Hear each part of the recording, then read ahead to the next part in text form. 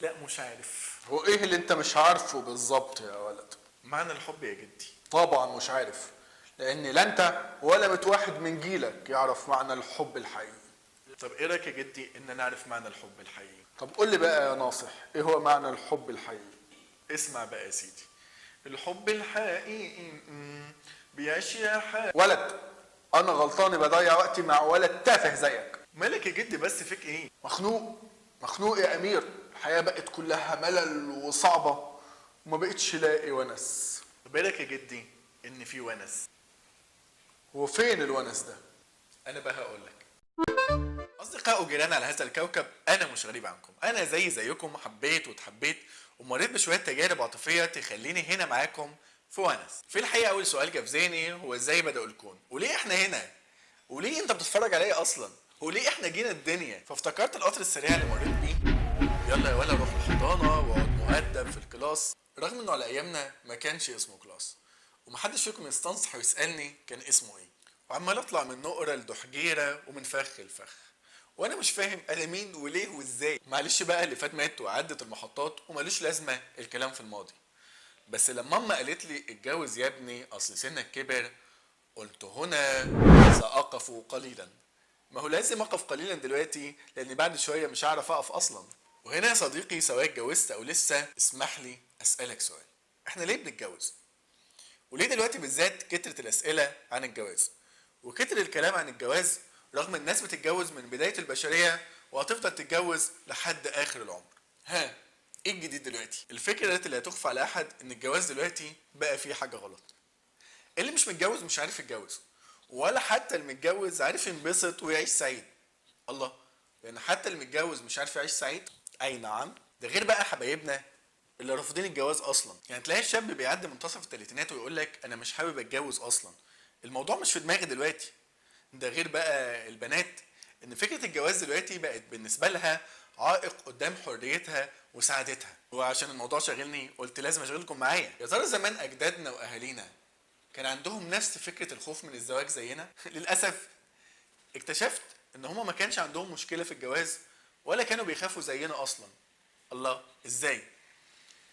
اكتشفت بعد البحث والدراسه ان هما ما كانش عندهم خوف، واكتشفت كمان ان فكره الخوف من الارتباط دي حاجه حديثه ومستحدثه، احنا بس اللي بنعيشها. يعني احنا اللي عندنا المشكله اصلا. اصلا ليه بقى؟ لان ربنا خلق جوه الانسان من احتياجاته الاساسيه انه يتجوز. اذا انت وانا عندنا الاحتياجات النفسيه والبيولوجيه والعاطفيه، الزواج بس هو اللي بيحققها. مش كده ولا ايه؟ يعني الزواج حاجه فطريه بتغطي حاجات كتير جدا. فطالما الكلام ده فطري وكلنا لازم نعمله، ليه بقى عندنا كلنا مشكله في الزواج؟ فانا بقى لازم افهم. فانا فهمت بقى وقلت لازم افهمكم معايا. وعشان تتخيلوا معايا اكثر واقعنا المأساوي في العلاقات العاطفيه، فيكفي ان اخر احصائيه لنسبه الطلاق في مصر وصلت الى 40%. وللاسف مش في مصر بس، ده اصبحت ظاهره عالميه.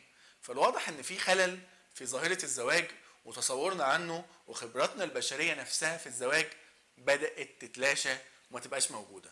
الراجل والست مش عارفين يعيشوا سوا في بيت واحد. يعني ايه وايه اللي حصل؟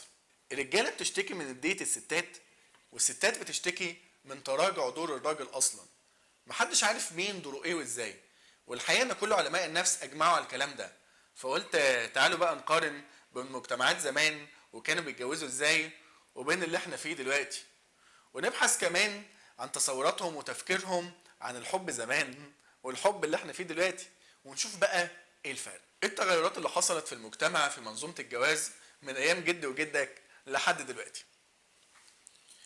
إيفا لوز في كتابها لماذا يجرح الحب في زمن الحداثة، وزمن الحداثة اللي كانت تقصده إيفا لوز ده كان في الحرب العالمية الأولى، يعني يا دوب من 100 سنة فاتوا، يعني جد وجدك كانوا لسه عايشين. قالت بعد الحرب العالمية الأولى انتقل العالم من عالم قديم إلى عالم جديد، فاختلف العالم تماما. بعد ما كان قائم على نظام الدين والأصول والاستقرار، العالم تسود الفردانية وانعدام المسؤولية وانحلال الروابط الاجتماعية. ده كلام أختنا لوز مش كلامي. المهم قالت لنا إن بعد الحرب العالمية انتقل العالم من العالم القديم إلى العالم الحديث، وأصبحت ظاهرة فيه فكرة الفردانية، يعني كل واحد بيقول يلا نفسي. فاكر زمان أيام الطبلية وقت الغدا لما كانت العيلة كلها بتتجمع وابوك ما يرضاش ياكل غير لما تتجمعوا ويقول فين الولد عشان يتغدى معانا، ونفضل مستنيين كله يقعد على الطبلية عشان يكون في لمة وكله يشعر بدفى وجبة الغداء. فين راح كل ده؟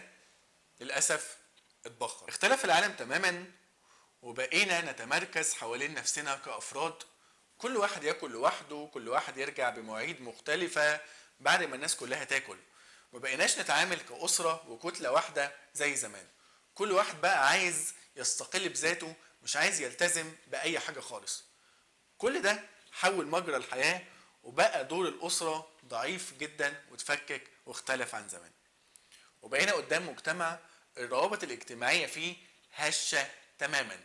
دي بقى بنسميها الفردانية للأسف، وهي انحلال للروابط الاجتماعية وغياب دور الأسرة. وبقى كل واحد شايف نفسه صح وبيلغي دور الأسرة. وهنا بقى نفهم واحدة واحدة تأثير الفردانية على منظومة الزواج. ما بقاش في أسرة، ما بقاش في دفى البيت ولمة العيلة، وبالتالي ما بقاش في ونس، وبقاش في أصول وقيم. وهنا اتغير المجتمع. أولا ما كانش في خطوبة بالسنتين والثلاثة، ولا كان في علاقات طيار كتير غير مكتملة زي اللي احنا بنشوفها دلوقتي. بقينا عاملين زي التاكسي، كل يوم نركب حد في حياتنا وننزله تاني في أقرب محطة، وده للأسف بيعمل لنا باد هيستوري في علاقتنا وحياتنا. ولا كمان كان في علاقات كتير على السوشيال ميديا. حتى قرار الزواج كان سهل، لو الراجل كان خايف ياخد مقلب بعد الزواج ويغني أنا مش مرتاح أنا كل جراح، ولا حتى البنت كانت خايفة إن جوزها في يوم من الأيام يطلع مش قد المسؤولية. كل ده ما كانش موجود. ليه؟ لأن الزواج كان مبني على الأصول وعلى قيم اجتماعية وليست ذاتية. أسرة بتتجوز أسرة، مش فرد بيتجوز فرد. عشان كده بقى أنا رحت سألت راجل كبير، قلت له قول لي يا جدي، إزاي اتجوزت مراتك زمان؟ وكنت يا ترى بتتعرف عليها إزاي؟ يا ترى بقى على أنسة ولا على سناب شات؟ اللي إيه يا ابني؟ تيك توك ايه وسناب شات ايه؟ احنا يوم ما كنا نتقابل في مكان رومانسي كان اخرنا نتقابل في الترعه اللي على اول الشارع. وقال لي بص يا ابني، احنا في الاول يهمنا القبول والراحه والتفاهم، بعدين شعله الحب دي بتيجي بعدين. بس اوعى تفكر ان انا ما كنتش احب مراتي ولا كنا بنتجوز كده وخلاص، لا، كنت احبها، بس كان حب مبني على مبادئ وقيم. امال انت فاكر ايه؟ انما انتوا بقى يا ابني جيلكم المشاعر فيه بتسبق الجواز وتسبق التفاهم وكل حاجة. وهنا كلام جدي أثر فيا، فافتكرت أول قصة حب عشتها. في الأول مشاعر كانت ملتهبة من غير منطق ولا تفكير، وبعدين مع الوقت بقت تقل لحد ما الحب ده اختفى.